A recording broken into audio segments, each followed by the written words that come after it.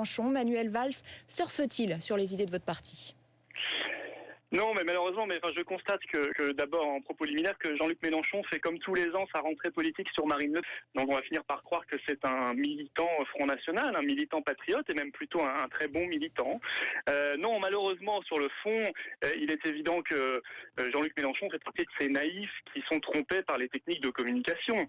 Moi, je dirais tout simplement que Manuel Valls, il est contaminé par les techniques de communication et d'enfumage de Nicolas Sarkozy, et c'est tout. Ce ne sont que des mots. On sait très bien que c'est le verbe dur et la main molle, comme l'était Nicolas Sarkozy avant lui, mais que derrière cela, il n'y a rien. J'aimerais que Manuel Valls, dans sa politique, non pas soit contaminé, c'est un terme négatif, mais soit influencé par Marine Le Pen et les idées du Front National, mais ça n'est absolument pas le cas, parce que si c'était le cas, il serait en train de mettre en place une politique de tolérance zéro et d'application des peines.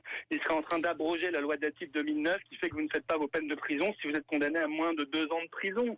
Il serait en train de redonner des frontières à la France pour lutter contre la criminalité internationale et les trafics en tout genre. Et il serait en train de mettre en place une politique d'unité nationale et non pas de communautarisme qui divise la société française.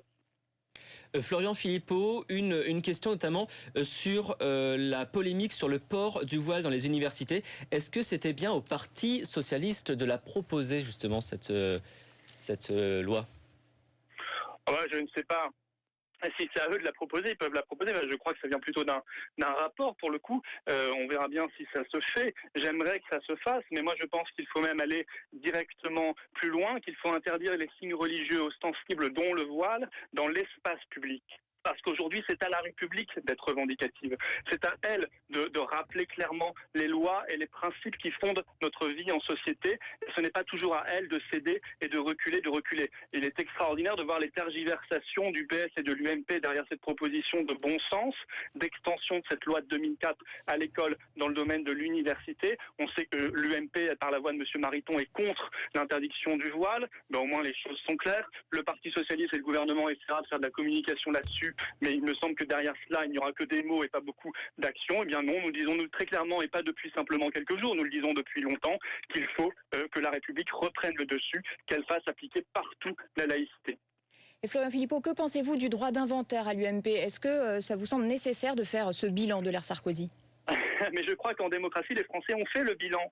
Ils l'ont si bien fait qu'entre 2007 et 2012, l'UMP a perdu toutes les élections sans aucune exception et à chaque fois de manière historique. Et ça s'est conclu par la défaite de Nicolas Sarkozy en 2012 et la défaite de l'UMP aux législatives. Maintenant, si l'UMP veut continuer à se regarder le nombril, à s'écharper sur 2007-2012, eh bien c'est leur problème. Nous, pendant ce temps-là, nous construirons pour 2014-2017 et nous rassemblerons les Français pour 2014-2017. Moi, l'inventaire de Nicolas Sarkozy, je peux vous le faire très rapidement. Vous me donnez une demi-feuille blanche, je fais une colonne moins, parce que dans la colonne plus, je ne saurais pas quoi mettre, et je vous le fais en une demi-heure, parce que les Français ont compris les trahisons et savent qu'il n'y avait rien de commun entre ce qu'il a fait pendant 5 ans et ce qu'il avait promis en 2007. Maintenant, ce qui m'intéresse, moi, c'est l'avenir et ce qu'on propose pour l'avenir. Merci Florian Philippot, vice-président du Front National. Vous étiez donc en direct sur BFM TV.